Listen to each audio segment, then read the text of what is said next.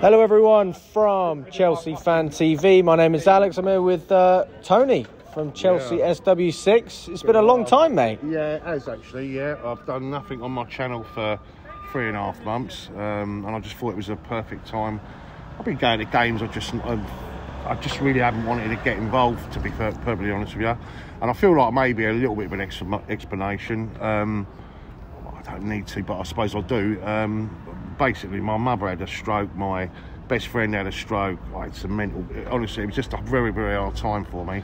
And I just felt really, with the end of last season, you know how I felt about it all, do you know what I mean? And not being honest, not being funny about it all, but I was proved right on most of that, do you know what I mean, to be fair?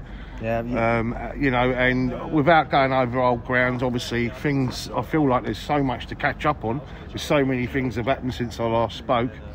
But there's no point in looking back, it is what it is. In terms of tonight's game, I thought it was too close for comfort.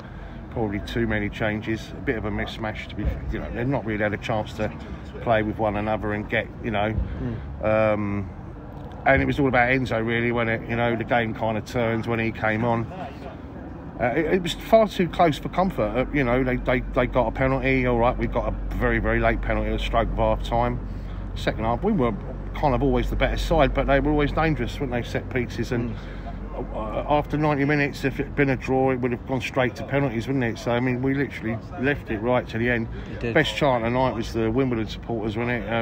Was it 2-1? And well, I can't remember what they were saying, but it was proper hilarious, you know. Basically, we must be shit if, you know, if it's 2-1. In other words, they're calling themselves shit. But I thought they were pretty good tonight, Wimbledon. Do you know, and their supporters were absolute class. We were quiet as a mouse, weren't we? Stamford Bridge was pretty poor, wasn't it, in terms of atmosphere. But it's hard to get up for a game like this, isn't it? It is, but then, you know, maybe that's too many changes and, you know, things like that. But I still thought it was poor, you know. There weren't much noise, was there, coming from any part. Let me just ask you another question. Sure.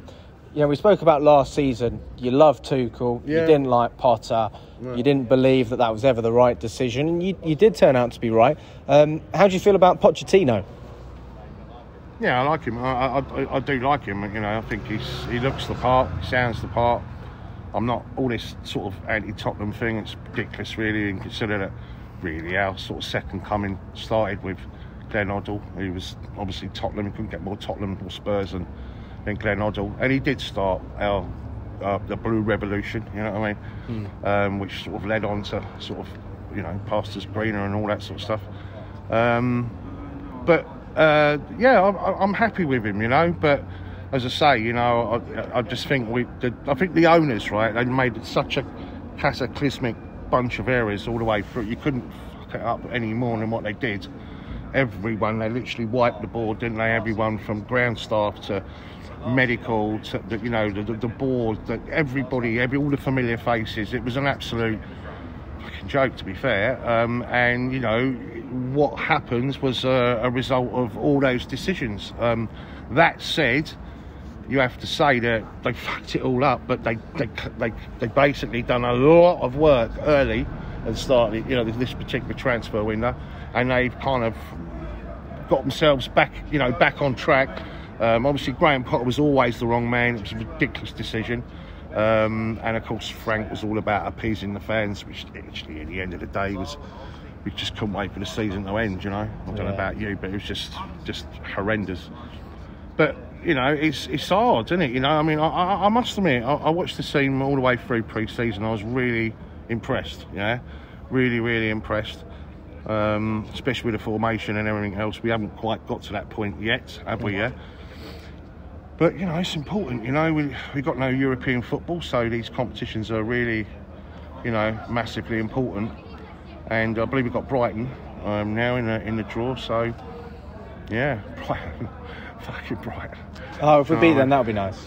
Yeah, it will be nice, you know. But, yeah, tonight was all about Enzo, wasn't it? You needed a bit of quality just to basically just finish it off. I always felt we was going to win the game, but it's just too close for comfort, wasn't it, you know? And we know what this competition's like. If you don't sort of see it out in 90 minutes, it's all about spot kicks, and it's anyone's, isn't it? You know, any day. So. Yeah. But no, thanks for coming on, mate. And I hope to see you again soon. Honestly. Yeah, 100% right. You know, as I say, it's my boy, by the way. He was on the channel before, wasn't he? He loves Enzo, don't you, mate? After the Salzburg game, I remember. Yeah, he went to the Milan game as well. It might have been the Milan game. Yeah. So he's good omen. He's never seen us get beat. So he's coming Saturday as well. Keep coming. Yeah, he's coming to Forest. So, nice to see you too, mate. Yeah? Always a pleasure. Big up the channel.